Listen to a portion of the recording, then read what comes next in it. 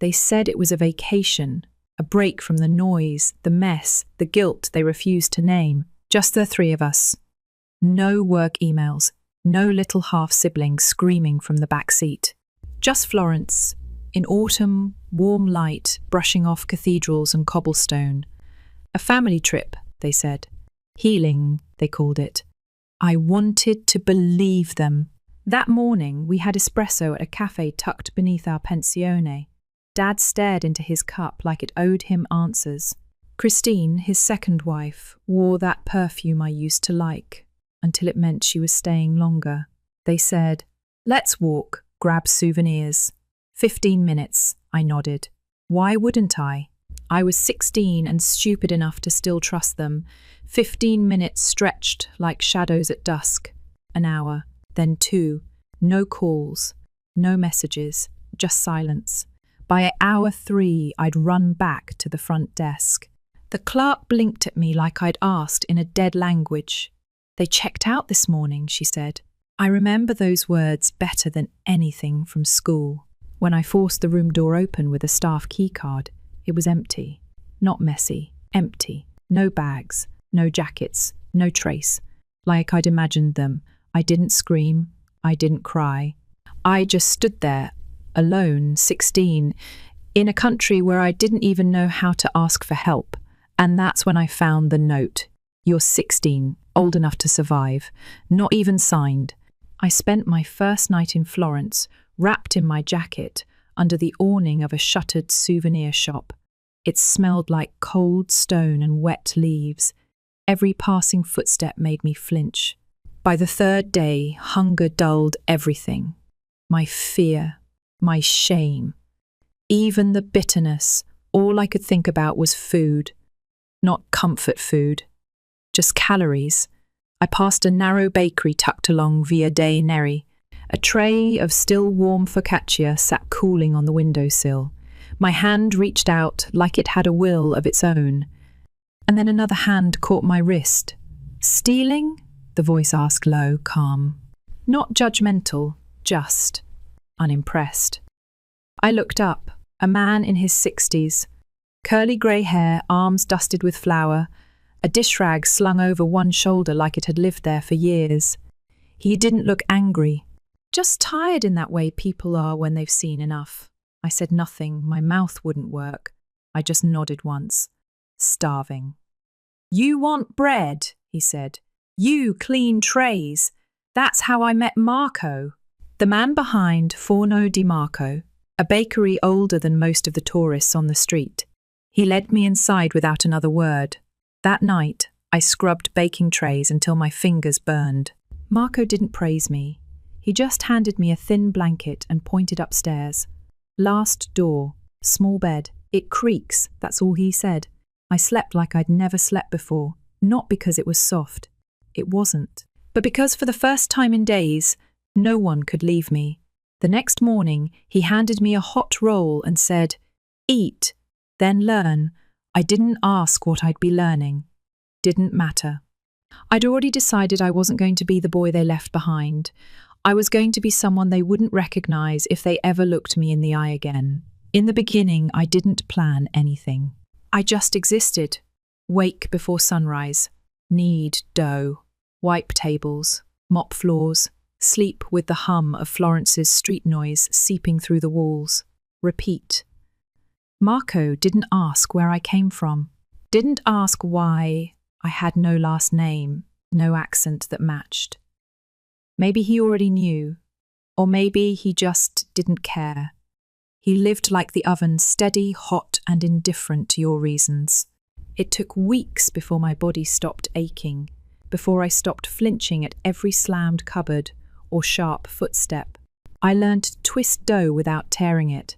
Learned how to judge when the oven was too hot by the way the floor tiles radiated heat, and slowly the static in my head started to clear. One evening, while taking trash out behind the bakery, I spotted a weather-beaten backpack wedged behind a trash bin.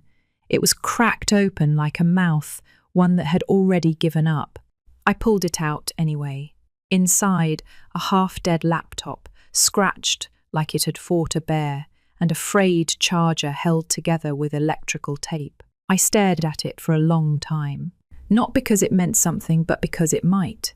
3 nights later, after I'd taped the charger in place with strips of masking tape stolen from the bakery's label drawer, the screen blinked on, faint, flickering, but alive, my first self-made miracle.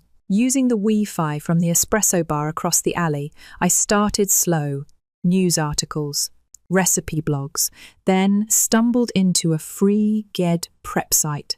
I didn't even know if Florence allowed me to take the test, but the lessons were free, and that was enough. I studied in corners, in between shifts, on flour-dusted cardboard, on the back of old invoices. Marco saw me one night scribbling chemistry notes on a pastry box and only muttered, "Don't get butter on your formulas." Every hour I spent on that laptop was stolen time borrowed from fatigue, borrowed from hunger, borrowed from a boy I no longer wanted to be. I passed the GED a year later. It wasn't perfect. I bombed algebra, but I passed. And for the first time since they left me, I felt like something in me had sharpened not into a weapon, but a tool. That was the moment I became Lucas. Not Luke, not the nickname my stepmother used like a leash. Not the kid who once waited by the door for someone to pick him up. No, Lucas. Short, sharp, untraceable. The bakery stayed the same old bricks, overworked ovens, Marco's sarcastic grunt as the bell above the door rang for the 50th time, but I wasn't the same boy cleaning trays anymore. I started reading about money, not just how to save or how to budget. I dug into forums about stocks, small cap startups, supply chain forecasting, the kind of stuff only people in suits understood. I wasn't trying to become rich, I was trying to become untouchable. One day, a customer left behind a financial magazine, folded to an article about a boutique olive oil company expanding globally. I couldn't understand half the jargon, but at the bottom was a 5-letter stock code. I took every cent I'd saved, €98, tucked inside the lining of my worn sneakers, and loaded it onto a prepaid Visa card given to me by one of the bakery suppliers. In exchange, I'd tutored his nephew for a math exam. That night, I made my first investment. 2 weeks later, the stock tripled. I didn't sleep that night. Not because of the money, it wasn't much, really, but because for the first time, I had proof that knowledge had weight. It wasn't a dream. It wasn't a consolation prize. It was real power. I took half the profit and bought Marco a new espresso machine. The old one had been leaking steam like a dying dragon for months. He said nothing when it arrived, just pointed at it and muttered, finally, like it had decided to show up on its own. The rest of the money I kept, not to hoard, to build. I scribbled goals on napkins, learn about digital contracts, understand EU business licensing, study tax law. I was becoming fluent in the language of independence. Marco didn't ask questions. He never did. But when he saw me rebalancing the bakery's supplier spreadsheets to minimize waste costs, he didn't stop me either. That was his way of saying, I see you. At night, while the streets of Florence softened into shadow and wine glasses clinked from apartment windows, I leaned over spreadsheets like sacred scripture. One night, Marco walked in and asked, "Why finance?" I didn't answer right away, just watched the screen flicker and whispered, "Because if I understand the system, I'll never be left out of it again." He nodded once, said nothing else. That was the only approval I ever needed. It had been over 3 years since I found that stock code at the bottom of a forgotten magazine page. Since then, my investments weren't lucky, they were calculated. Small startups, niche platforms. I played it like chess, never poker. And every win I turned into something useful. By the time I turned 19, I wasn't just scraping by, I had savings. Enough for a laptop that didn't hum like a broken fan. Enough to register Lucas Development and Consulting under EU and US law. enough to send anonymous donations every month to youth shelters back in Ohio. Not for guilt, just balance. I didn't talk to anyone from that world. Didn't stalk my father's social media or dig up Christine's Pinterest boards for some twisted self-torture. I let them disappear the way they let me disappear. And then one day, Marco walked into the bakery's back office and dropped a crumpled newspaper on the table. No words. Just tapped a small block of text near the real estate section. Foreclosure. Cincinnati. Lakefront house. My eyes stopped on the address. I knew it by muscle memory. I'd written it on school forms, signed it on package slips, whispered it into 911 calls I never made. That was the house they bought after me. The one they posted about online. Fresh start. Family peace. Thankful for everything. It was always about peace after the war they never admitted to starting. And now? That home was dying on paper. What are you going to do? Marco asked, arms folded, leaning against the chipped counter. I didn't answer. I didn't even blink. But that night, when the oven cooled and the city quieted under old stone walls, I opened my laptop and started digging. The auction was real. The paperwork was public. The opportunity wasn't a trap, it was an invitation. And I was ready. I created a shell entity under my firm, hired a local real estate attorney, wired the funds in 3 installments, no trails, no names they could trace. I wasn't coming back as the son they discarded. I was arriving as a stranger holding a paddle and a number. We landed in New York on a grey December morning. The sky looked like steel wool, stretched thin. I hadn't seen snow in years. It didn't feel familiar, just ironic. Marco came with me. He said he didn't care for travel, but he packed anyway. I think he knew I needed him there, not for backup, for grounding. The auction was held in a parking lot outside a county administration building in Cincinnati. Plastic chairs, padded gloves, numbered cards held by hands trembling from cold or caffeine or both. I wore a charcoal wool coat and wire-rimmed glasses, hair pulled back, no expression. I didn't look like anyone they had known. We won the house in under 20 minutes. The man who kept bidding against us, mid-40s, probably a flipper, eyed us like we were interns at a company he didn't recognise. When the auctioneer's gavel came down and declared us the new owners of 412 Westlake Terrace, I didn't feel triumph. I felt stillness, like something inside me had finally stopped spinning. Marco drove the rental car in silence while I read over the deed again. All legal, all mine, or rather, the company's. We set the meeting for the following Monday. A real estate office tucked near the edge of the city neutral ground. I arrived early, sat in a cold leather chair. A glass of water sweated on the table. I didn't drink it. 15 minutes in, the door opened. Christine walked in first. Beige cardigan, oversized sunglasses, trying hard to look unbothered. Thomas followed behind her, slower, holding a file folder like it might shield him from reality. They didn't recognize me. Not a blink. Not a pause. To them, I was just the representative of the consulting firm that had bought their last shred of comfort. I let it sit for a second. Then I took off my glasses. Thomas froze. Christine tilted her head slightly, like she was chasing a shadow her mind couldn't name. We've met before, I said.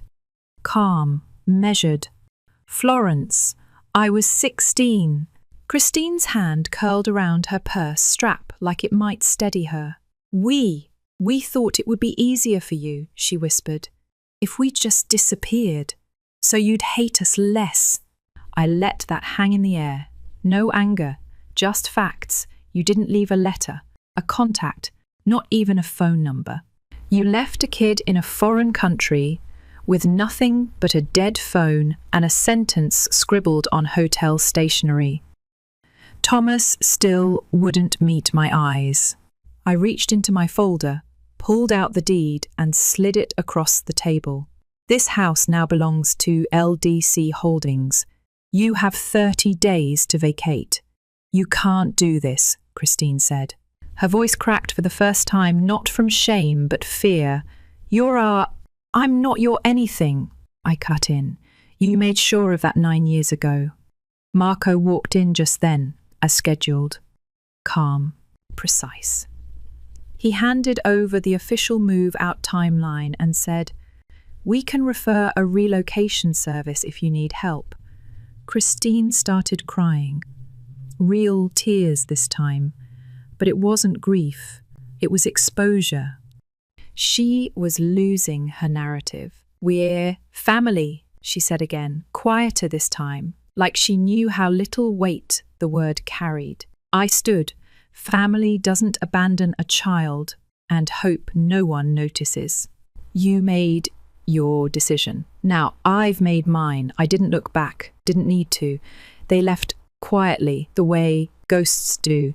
30 days passed with no calls, no letters. Just silence and one moving truck that arrived early, avoided eye contact, and left the driveway like it was tainted. Good. Once the house was empty, I stood at the front door and waited. Not for a sign. Not for vindication.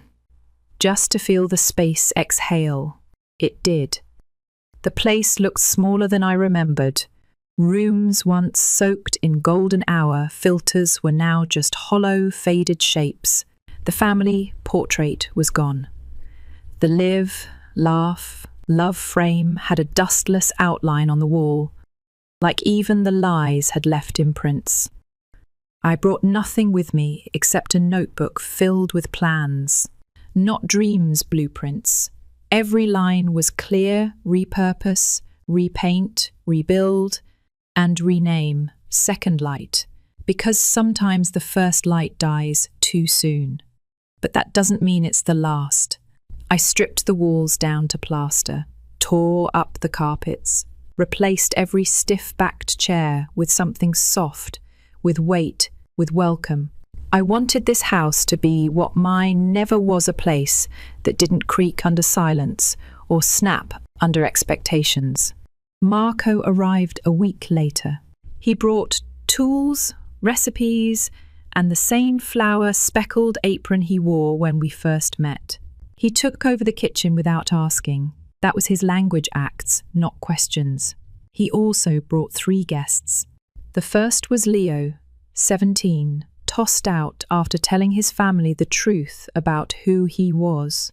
His jaw was set like stone when we met, but his eyes searched every corner like they still expected to be watched. The second was Daniel, 18, whose stepfather refused to sign guardianship papers after his mother died. He'd been couch hopping for months, quiet and fast like a shadow with nowhere left to stretch out. The third was Nova, 15. She didn't speak for the first week, not in full sentences, not even in fragments. Just nodded, blinked, and kept her sleeves pulled over her hands like armor. I didn't ask questions. Instead, I said the same thing to each one. If you're here today, you deserve to stay. We painted the walls soft blue, replaced locks with keypads, gave each room its own colour palette, built bunk beds with drawers and privacy curtains, filled a second-hand bookshelf with graphic novels, job guides, and books no school counsellor ever thought to recommend. Marco, or Mr. M, as the kids started calling him, taught them how to bake. Not just croissants and focaccia, but patience, heat control, resilience. Leo became our coffee expert. He built a caffeine flowchart so detailed it may as well have qualified as science. Daniel handled inventory, invoices, and the kitchen tablet software updates like he'd done it in another life. Nova started organising the spice rack alphabetically, whispering corrections under her breath when Marco moved the nutmeg. We had dinner together every Saturday. No phones, no questions. Just food, laughter when it came, and silence when it didn't. Sometimes one of them would disappear mid-meal, too many memories, too much noise, no one judged. Someone always left their plate warm. I didn't post any of it online, no updates, no selfies, no viral threads about giving back. This wasn't performance, it was reclamation. I kept consulting in the background. My firm grew quiet legs, remote clients, digital finance work, small startup guidance. Some nights I worked until dawn with my laptop glowing like a second oven, but the income funded everything. Food, repairs, therapy sessions, textbooks, lockboxes, a heat pump, the electricity bill, and always the pantry. Each time someone new arrived, I brought them upstairs to what used to be my room. Now it was split, one half an office, the other a reading nook under warm light. I let them sit, breathe, choose quiet. Above the bookshelf was a handmade wooden sign, carved carefully. It read, "We won't replace your family, but we will never disappear." After that, I gave them a fresh pair of slippers and a question, tonight sleep or talk. It didn't matter what they answered. What mattered was they had the choice. Our 1-year anniversary came quietly, no speeches, no reporters, just the sound of cinnamon cookies cooling on the rack, Daniel arguing with Leo about the playlist, and Nova stringing tiny paper stars across the ceiling. A new girl arrived that night, Mia, 14, with wide eyes and a bruise she didn't want to talk about. Marco pulled her aside, showed her how to slice apples for a tart. She flinched at first, then steadied under his hand. I watched from the hallway, not out of doubt, but awe. Because even when you've built the thing you never had, some part of you can't quite believe it's real. Later that evening, Leo peeked into the kitchen, holding something behind his back. "We found your old Bluetooth speaker," he said with a grin. "It's community property now." I laughed, genuine and startled. Fine, but no techno remixes before breakfast.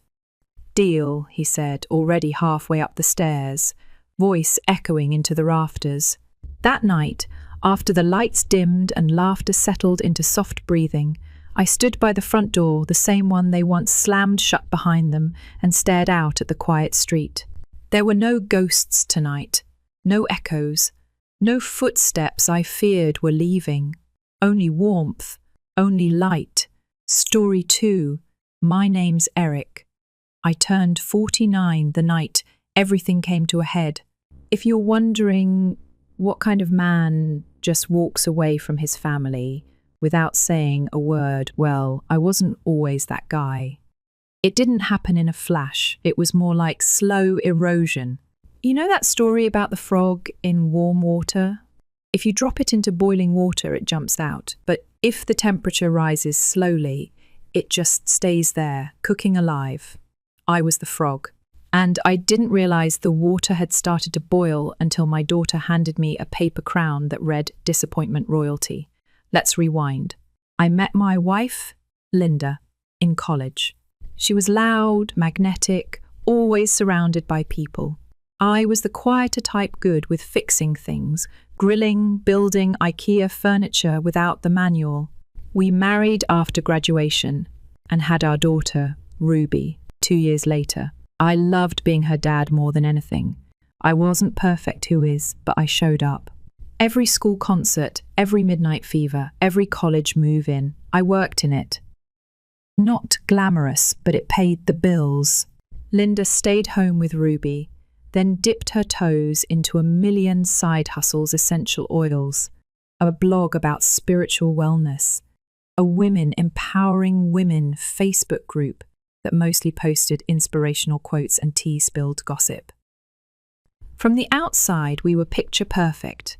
2 cars, A golden retriever named Milo, a house in the suburbs. Inside, it was slowly falling apart. It started small.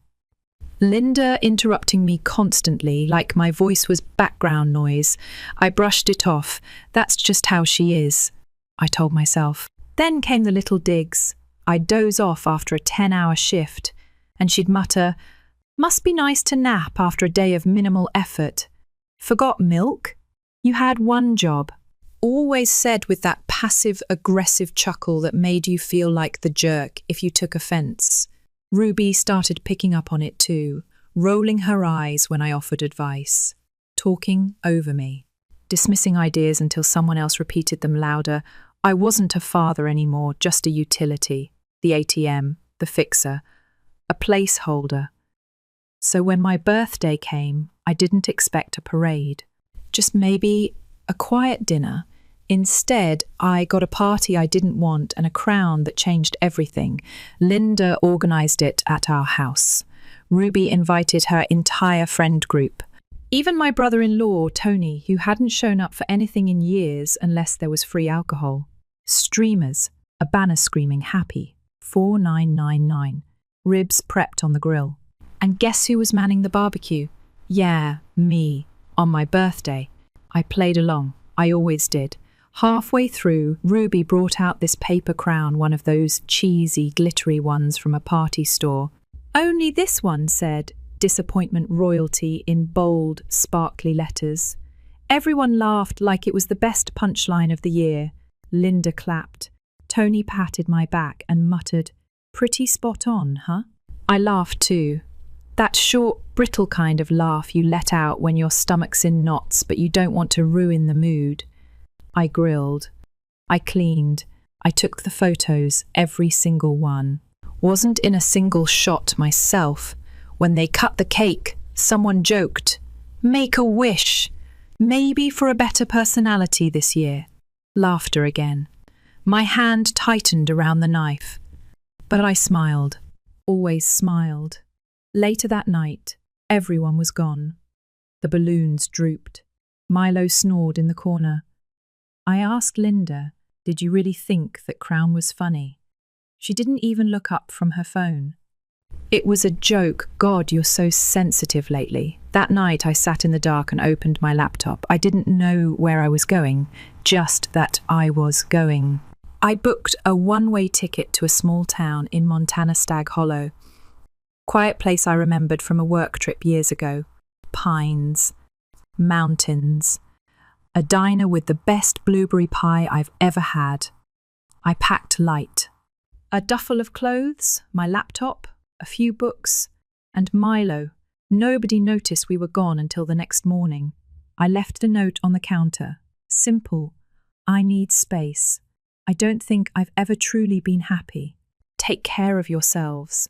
Eric. No drama. No big exit. 2 weeks later, Ruby posted an old graduation photo. One of the few I was actually in.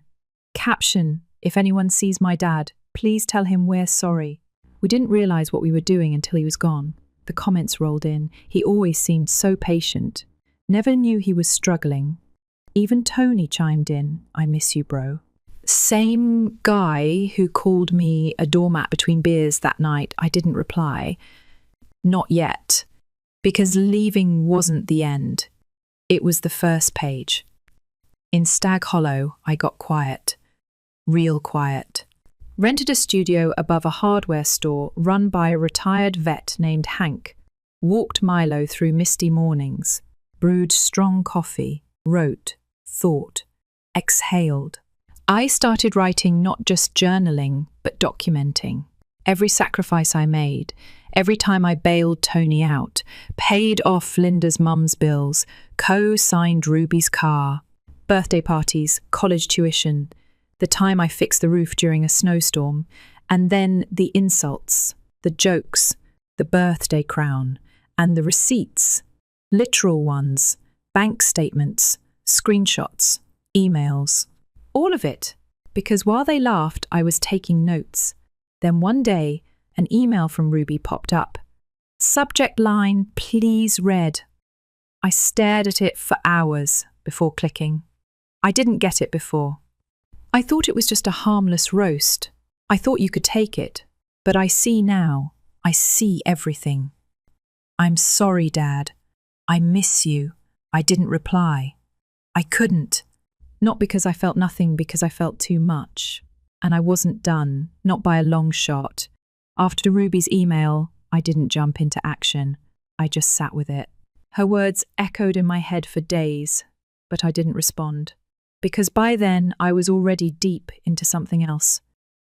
See, when you've been the glue for long enough, you know where every crack is. I knew how our finances worked because I built the system. I managed the mortgage, the bills, the joint accounts. Linda never bothered with the details. Didn't even know the login for the utility portal. And Tony? That guy thought credit score was just a rumor. So I started unplugging. First, I called our financial advisor, David. Calm voice, suit and tie kind of guy. Been handling our stuff for over a decade. I told him I wanted everything moved. Separate accounts. No more joint anything. He asked if Linda knew. She will, I said. Then I pulled my name off the mortgage autopay. Same with the internet, electricity, water. I didn't touch the accounts, just stopped feeding them. Within a week, my phone started buzzing. Missed calls. Messages. I didn't even need to listen to the voicemails. I knew the tone. Confused, then annoyed, then desperate. That's the cycle. Then came the Facebook post. Linda, dramatic as always, posted one of those vague status updates. When someone walks out instead of working things out, it speaks volumes. Prayers appreciated. Cue the sympathy parade. Church friends. Her oils group. The distant relatives who never called but always had an opinion. But buried beneath the sympathy were some unexpected comments. A former co-worker of mine wrote, "Eric always seemed like he carried a lot. I hope he's finally getting peace." Even Ruby's high school English teacher chimed in. Eric was always the one at parent-teacher conferences. Rain or shine. Linda deleted the post within hours. Guess she didn't expect people to remember. Then came Tony's message, dude. The bank denied my loan. You removed yourself as co-signer? Yup. Ruby message too. My car payment bounced. Can you fix it? Nope. I wasn't being cruel. I just stopped carrying their weight. And like clockwork, it all started to unravel. Then the big one landed. A letter, forwarded from my old address to my new P.O. box. From Linda's lawyer, filing for legal separation, accusing me of abandonment, seeking alimony, claiming she deserved a chunk of the assets because she'd sacrificed her career for our family. I laughed. Out loud. Alone in my little apartment with Milo staring at me like I'd lost it, because I had every receipt, 20 years of records, pay stubs, tuition payments. That time I paid for her essential oil startup that flopped within 6 months. The retirement savings I paused to help her mum move into assisted living. I even had the receipts from the birthday party, the crown, the decorations, the $300 worth of ribs I cooked on the grill. I got a lawyer too. Quiet guy named Ray. Wore thrift store cardigans and had a voice like a librarian. But he had the kind of brain you don't mess with. You kept all this? He asked, flipping through the folder I handed him. I'm an it guy, I said. I back things up. Ray smiled. Let's build your case. Meanwhile, Ruby called. I let it go to voicemail again. Dad, things are falling apart. Uncle Tony's living with us. He and Mom keep fighting. She's trying to sell the house, but they said she needs your signature. I don't even feel safe here anymore. I get it now. I think I understand why you left. That hit harder than anything else. Not the message itself, but the tone. She wasn't blaming me. She was realizing. Connecting dots. Seeing the scaffolding that had held up her world was gone, and everything was starting to tilt. I didn't call her back, but I texted her. I heard your message. I'm okay. I'm not ready to come back, but I'm listening, she replied within 5 minutes. Thank you. Just knowing that helps. Small step, but real. Ray and I got to work. He filed a motion to contest Linda's claims. We attached years of records, pay stubs, mortgage payments, every financial transaction, and we attached the crown. Yep, the actual photo of me holding it, next to the grill, smile stretched thin. Ray stood before the judge and said, calmly, my client didn't abandon his family. He stopped participating in a performance where he was never treated like a person. Linda's lawyer tried to spin it. He left without a word. He emotionally neglected the family. He didn't communicate, but I had the proof. Therapy payments, birthday party invoices. The emails where I tried to talk. The photos where I was always behind the camera. Linda's version cracked. Slowly. Like glass under pressure. Even the judge noticed. She tried to talk to me in the hallway after the hearing. This isn't fair, she said. You made me look like the bad guy. I looked her straight in the eye for the first time in years. You did that on your own? She blinked, like someone finally turned the lights on, then walked away. A few weeks later, Ruby showed up. I was walking back from the diner with a bag of biscuits for Milo. And there she was, leaning against a rented sedan. Hoodie up, arms folded. Hey, she said. Hey! Milo trotted right over, tail wagging like it was any other Tuesday. He remembers me, she said, kneeling. He's got a better memory than most people. She looked up. I didn't tell Mom I was coming. I needed to see you. We walked upstairs, sat in silence. I made coffee. She took it black, just like I do. That made me smile a little. Finally, she spoke. I used to think you were just quiet, passive, but now I get it. You were carrying us, all of us. And we kept laughing like it was nothing. I didn't say anything. I let her sit with it. Mom misses the benefits of you, she said. Not you. That was the truest thing anyone had said in months. She looked around the room. Small desk, pile of books, Milo's blanket, a jigsaw puzzle halfway done on the table. It's not much, she said, but it feels more like a home than ours ever did. And then she asked it, Are you coming back? I looked out the window. Rain tapped the glass like it always did. I don't know, I said, but I'm not done yet. She didn't push, just nodded. I hope one day I earn the chance to be part of your life again. She left with that. No drama, no guilt trip, just real words. And the next morning, I picked up the phone and called Ray. Let's take it to court. 3 months later, I stood outside the courthouse in a suit that hadn't seen daylight since Ruby's high school graduation. It still fit, just barely. It was early. Sky was grey. Kind of fitting I wasn't nervous. I thought I would be. But the truth is I felt calm, like I'd already done the hard part leaving, staying gone, finding my breath again. This part? This was just the paperwork. Linda walked in a few minutes later, dressed like someone who just lost her husband in a soap opera. Black dress, sunglasses, even though it wasn't sunny. Her lawyer trailed behind her, a slick type with too much gel in his hair and not enough patience in his eyes. We didn't say a word to each other. The hearing was short. Our lawyers did most of the talking. Linda's side tried to paint me as the man who walked out with no warning, who left his family to fend for themselves. They made her sound like a saint, a selfless woman who gave up her life to support mine, who was suddenly struggling because I'd vanished. Then Ray stood up. He didn't raise his voice. He didn't make a show, just facts, neatly stacked, Laid out like bricks. 20 years of mortgage payments, all me. Tuition? Me. Car payments? Me. Credit cards? Me. Groceries, vacations, the essential oil business that never made a dime? Me. He even pulled up text messages and social media posts.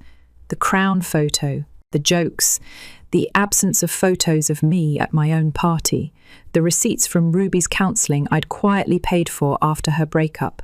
Then he said the line that sealed it. My client didn't abandon his family. He simply stopped standing in the corner while everyone laughed at him. The courtroom got quiet after that. Linda tried to speak up, said it was just a joke, that I was always so sensitive. But the judge wasn't buying it. In the end, the ruling was clear. The house would be sold and the profits split. 70-30, in my favour. Linda's request for alimony was denied. The court ruled she made no effort to support herself financially during the marriage, despite being able-bodied and educated. Tony, who didn't even show, was ordered to repay the $19,000 in loans I'd floated him over the years. I'll never see that money again. That wasn't the point. The point was someone finally saying, out loud and on paper, "You mattered." Afterwards, in the hallway, Linda caught up to me. "You made me look like a monster," she said. I looked her dead in the eye. "You didn't need my help with that." And that was the last time we spoke. A week later, I finalised everything. I took my name off the house, closed the old accounts, and signed a document that made my separation legal. Not just in court, in my mind. Ruby called me that night, not to cry, not to guilt me, just to talk. About work. About how she was trying to budget for the first time. About how she couldn't believe she didn't even know how to schedule her own oil change until now. We laughed. It was the first time I'd laughed with someone in a long time. I wired her the last payment for her car, with one condition: she handles her finances from now on. No co-signer, no fallback plan. She agreed. No argument. Just a quiet "thank you, Dad." I stayed in Stag Hollow. There was no going back. Not because I was angry, but because I'd finally found something I didn't know I'd lost. Peace. I started picking up work at the local repair shop, fixing old radios, TVs, odd tech jobs. Not glamorous, but steady. Honest. I walked Milo every morning. Sat at Rosie's diner on Sundays with my book and a slice of pie. I talked to people like Hank, the hardware store owner downstairs, who never asked what I left behind. Just offered strong coffee and a place to be. It wasn't big, it wasn't loud, but it was mine. Ruby came to visit again a few months later. She brought blueberry pie from Rosie's and sat with me on the porch, feet dangling, cup of tea in her hand. Milo curled up next to her like no time had passed. "You're not who I thought you were," she said, real quiet. "You're more. I just didn't see it until you stopped letting us walk over you." I nodded. "Didn't need to say much." "I'm sorry for my part in it," she added. "For laughing. For not listening." I looked at her. She meant it. That kind of apology? The real kind? It shows up in the eyes, not the words. "I wasn't mad when I left," I said. "I was just done." She took that in, let it sit, then asked, "Do you think you'll ever move back?" I smiled, shook my head. "I'm already home." She smiled too. And that was it. No dramatic music, no big tears. Just a daughter and a father sitting on a porch, pie between them, finally talking like equals. People think leaving means giving up. Sometimes, though, it's the opposite. Sometimes walking away is the first time you stand up. I didn't leave to hurt anyone. I left to save myself. And maybe, just maybe, to teach the people I loved that if you treat someone like they're invisible long enough, one day they'll actually disappear. But here's the twist. If they're lucky, really lucky, they might get a second chance to see that person again. Not who they were, but who they became. And if that person ever lets you back in, don't hand them another crown. Just listen. And mean it this time. Story 3. I'm Mason. I'm 29 now. And about 7 months ago, I walked out of my family's house and decided I was done for good. No dramatic exit, no shouting match. Just a quiet walk to my car with a duffel bag and my laptop. That was it. And I haven't looked back, or at least I hadn't until recently. See, my phone started blowing up a few days ago. Missed calls, endless texts, all from the people who once told me, if you leave, don't come back. Funny how quickly things change when the money stops. But let me rewind a bit, because none of this will make sense without some context. Growing up second place, my parents weren't monsters exactly. They weren't physically abusive or anything like that. But love in that house came with terms and conditions. If you were useful, dependable, easy to manage, you were rewarded with approval. Not affection, just less criticism. That was me. I was the easy one, never got in trouble, kept my grades up, stayed out of the way. Meanwhile, my older brother Logan, he was the sun, moon and stars in their eyes, even when he was an actual dumpster fire. Dropped out of college after 2 semesters. He just needs time. Got fired from 4 jobs in a row. People don't understand his creative spirit. Still living at home at 32. It's tough out there for millennials. I started working at 16, put myself through college on academic scholarships and side hustles, and landed a job in finance right after graduation. Never asked for help, never needed to. But when things got tight financially for my parents, guess who they turned to? Yep, they never demanded money outright. It was more subtle than that. Mum would sigh dramatically when I visited. It's just been so hard lately. The electric bill was insane. Dad would casually mention how Logan was this close to landing a big opportunity. He just needed a little more time to stabilize. So I helped. At first it was just small things. Picking up the grocery tab here, covering a utility bill there. But before I knew it, I was paying their mortgage. Every single month. The Sunday that snapped me, I'd gotten used to it, to be honest. I told myself it was temporary, that I was helping out until they got back on their feet. But Logan was still loafing around, jobless and unbothered, treating their house like a resort with free food and Wi-Fi. And my parents? They acted like I owed it to them. Then came that Sunday. I dropped by their place after a brutal week at work, brought groceries because I already knew they'd forgotten to shop again, walked in, arms full of bags, and immediately got hit with the energy. Mum was sitting on the couch, arms crossed, mouth tight. Dad was hovering near the kitchen, avoiding eye contact. Logan, predictably, was on the couch, scrolling on his phone like nothing was wrong. "Hey," I said, confused but trying to keep it light. "We need to talk," Mum said. Always a great way to start a Sunday. I set the bags down. "Okay, what's up?" Dad stepped in. "Your mother and I have been talking. We think it's time you contribute more. It's not fair that we're struggling while you're living comfortably." I blinked. "I'm already covering the mortgage." Mum rolled her eyes. "A few bills isn't enough, Mason. A few bills," I repeated, stunned. "I've paid the mortgage for the last 2 years. That's when Logan, who hadn't said a word until now, had the audacity to chime in. "Come on, man. It's just money. They've done so much for us." I turned to him. "Us? You haven't paid a cent." That set Mum off. "Don't speak to your brother like that. He's doing his best." I laughed. Couldn't help it.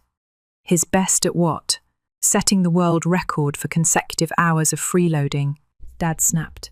"If you were a good son, you'd take responsibility." And that was it.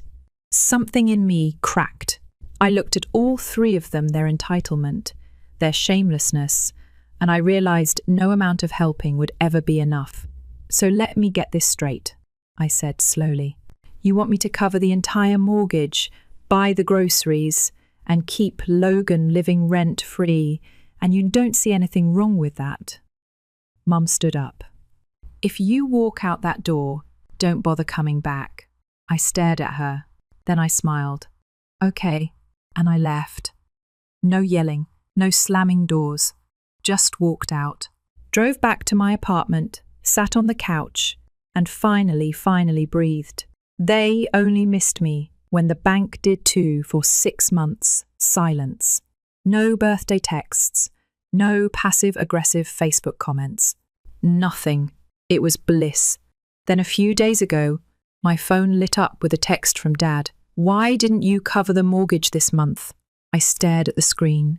Didn't know whether to laugh or scream. But mostly, I felt this cold satisfaction settle in my chest. I replied, "Oh, I thought I wasn't welcome." And just like that, it was like the dam broke. My phone exploded with texts, Mom, Dad, even Logan, dozens of messages.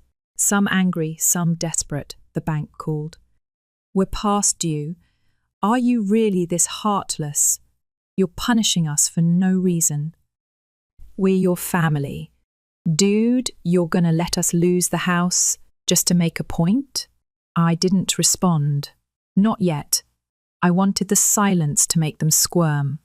And it worked. The longer I didn't answer, the more frantic they got. Voicemails, calls, emojis. I let the chaos pile up. Finally, I texted back, "Not my problem." Mum called immediately. I picked up this time. Her voice was sharp, shrill. "How dare you? You can't abandon your family like this, Mason." I kept my tone level. "Oh, like you did when you told me to never come back. You know, Logan's going through a tough time. He's been going through a tough time for a decade. I was going through a tough time too, while keeping a roof over your heads." She tried guilt, tried anger, tried gaslighting, but I was done. I'd played the role of the responsible son for too long, and I was done performing. Dad got on the line, voice calm, but tight. "Just help us out this month. We're already behind. We'll figure it out after." I laughed bitterly. Figure it out? Like how to finally make Logan get a job, or how to guilt-trip me harder next time. There was a pause. Then Dad said the words that revealed everything. "We're your parents. You owe us." There it was. Not love, not gratitude, debt. And I was done being the collection. The call ended with me sitting on my couch, phone in my hand, heart pounding, but not from guilt, from clarity. For the first time in a long time, I wasn't second-guessing myself. I didn't feel like the bad guy. I felt awake, like I finally pulled back the curtain on a stage I never asked to be on. They were broke, panicking, scrambling. But here's the thing, if they were already behind on payments, and I only stopped paying a month ago, what exactly were they doing with all the money I sent before that? That thought started chewing away at me. Because I had sent thousands, quietly, regularly, no questions asked. And if the house was already headed for foreclosure, then someone had been lying, or hiding, or both.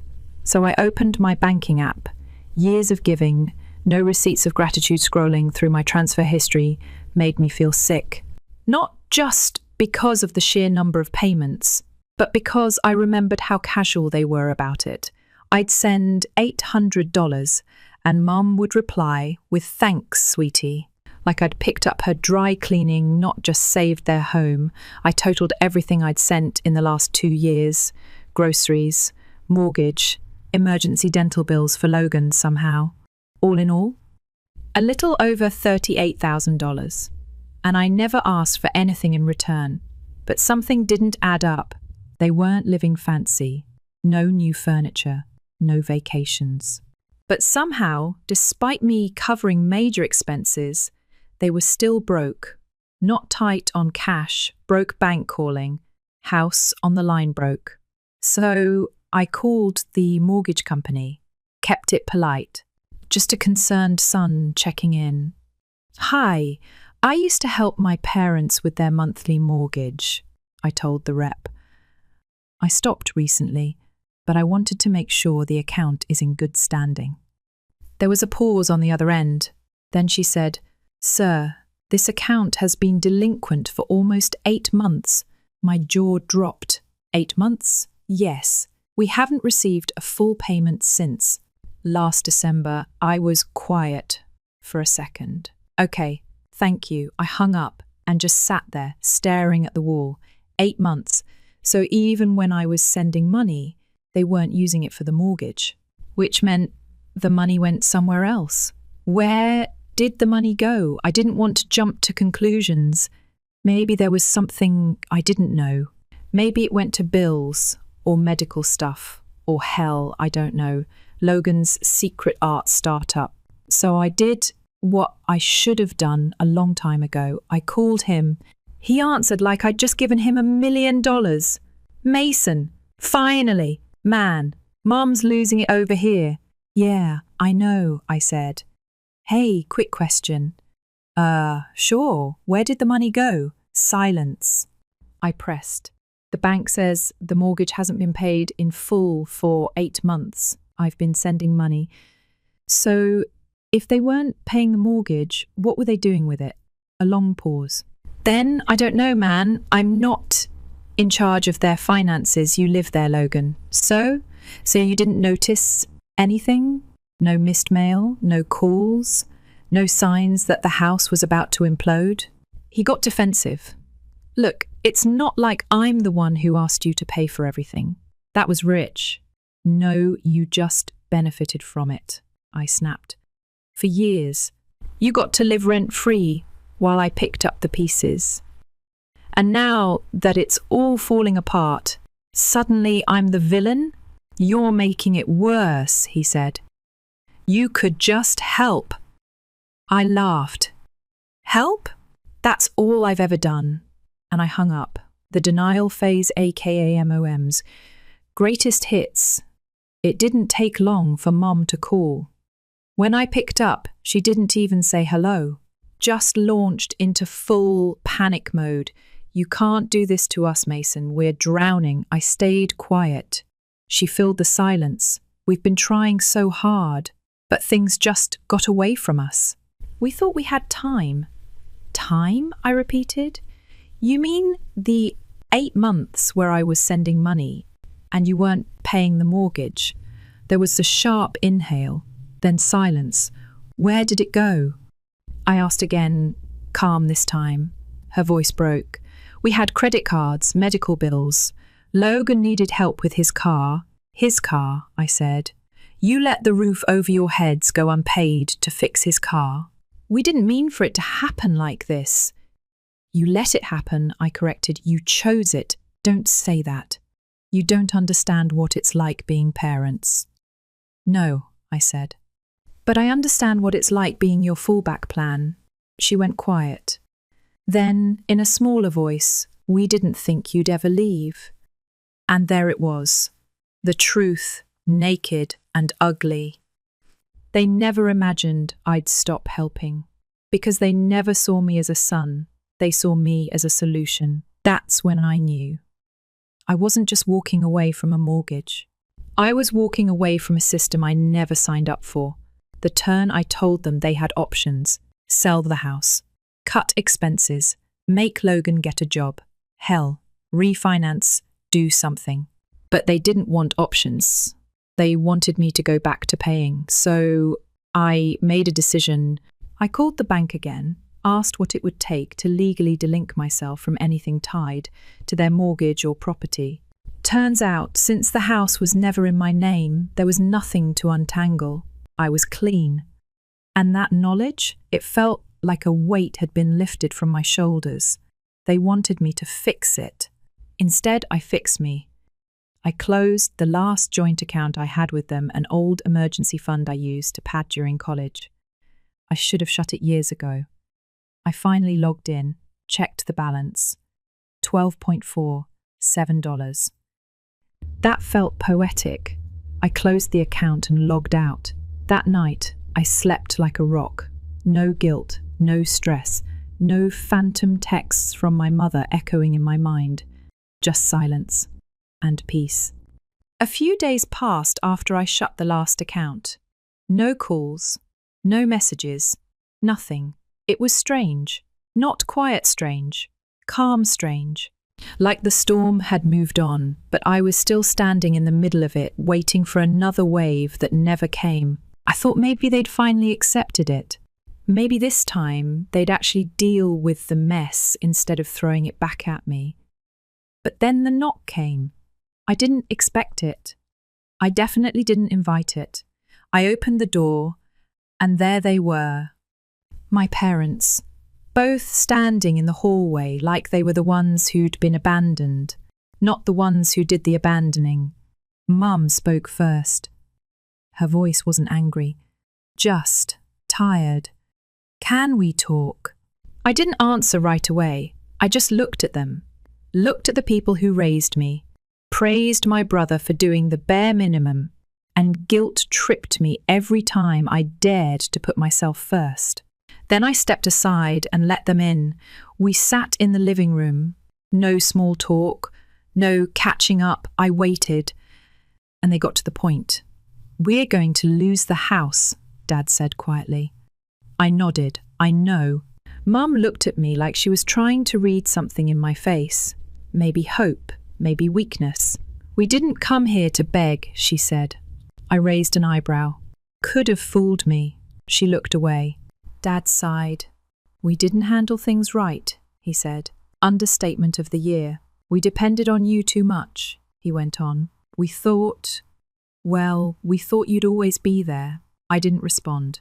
I let the silence stretch. Mum finally broke it. "We're selling the house."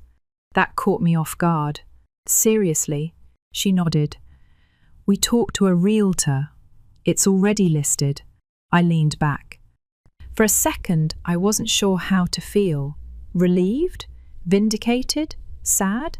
Maybe a mix of all three? "You should have done that a long time ago," I said. "We were prideful," Dad admitted, "and scared. We didn't want to feel like failures."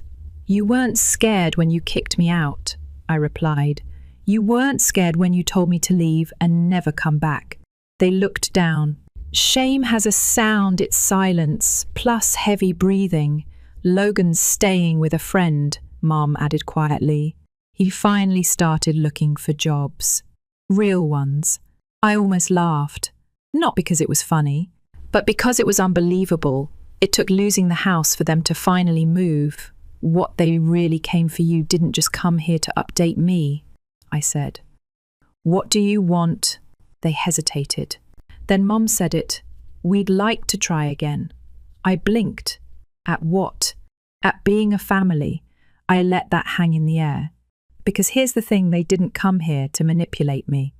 Not this time. Their shoulders were slumped. Their voices weren't sharp. They looked smaller somehow. I could have said no. Could have thrown every betrayal back in their faces. Reminded them how easily they discarded me the second I stopped being useful. But I didn't, because I wasn't doing this for them. I was doing it for me. I needed to say what I'd been carrying for years. So I took a breath. I started all my life, I did the right thing. I played the good son, I paid the bills. I stayed quiet. I kept everything running while Logan got to screw up and reset as many times as he wanted. They didn't argue. And when I finally said no, when I stopped being your safety net, you didn't pause to reflect. You punished me. You called me ungrateful. Told me to get out, like all the years of support meant nothing. Mum's eyes welled up. "We were wrong," I nodded. "Yeah, you were. But we're trying now," she said. "Really trying." "I know," I said. "And I hope you mean that." Because this doesn't get undone in one visit. It took years to build that wall between us. It's going to take more than one apology to tear it down. They both nodded. They looked like they understood. And that was enough. For now. I stood up and walked them to the door. No hugs, no grand forgiveness speech. Just understanding. A starting point. Maybe. They left. And I closed the door behind them. What I gained by walking away that night, I didn't cry, I didn't journal, I didn't light a candle and whisper affirmations into the void. I just sat on the couch with a cup of tea and breathed. Deep, easy. And I realized something. Sometimes walking away doesn't mean you're closing the door forever. Sometimes it means you're finally giving yourself space to heal. So if that door ever opens again, you're the one deciding whether to step through it. It's weird, right? I thought cutting them off would feel like revenge. I imagined this satisfying slam of the door and their stunned silence echoing behind it. But in the end, the most powerful thing I did wasn't walking away. It was refusing to come back on their terms. I made peace with what I'd done. Not because they suddenly deserved it, but because I deserved peace more than they deserved penance. I chose myself, and I'll keep choosing myself every day, every time. So yeah, that's where I'm at now. The house, still for sale. Logan, still figuring it out. My parents, learning, hopefully. And me? I'm building a life that doesn't revolve around cleaning up other people's messes. I pay my bills. I sleep well. I wake up and make coffee in a quiet apartment that smells like freedom. And if they call again, we'll see if I answer. But I won't forget.